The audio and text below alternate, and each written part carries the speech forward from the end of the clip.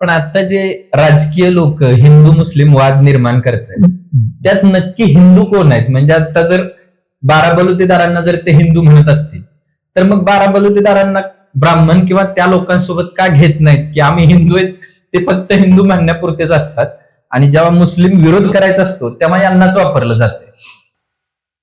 विषय काय आहे, हे धार्मिक हिंदू नाहीयेत, हे राजकीय हिंदू आहेत.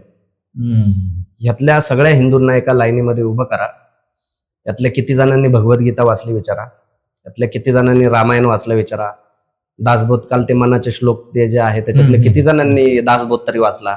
मी सांगतो त्यांना रामदास स्वामी मूर्खाची लक्षणं कशी सांगतात ते, ठीक आहे. ह्यांचा जेवढा अभ्यास नाही ना तेवढं मी त्यांना सांगतो.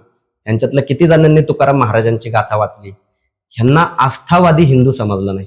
या महाराष्ट्राची वारकरी परंपरा आहे. विचार करा बरं का, आपण एकीकडं आपल्याला सकाळी कीर्तनाचा, आता काकड आरतीचे दिवस सुरू झालेले आहेत, सकाळी कीर्तनाचा आवाज माझ्या घरापर्यंत येतो, ठीक आहे.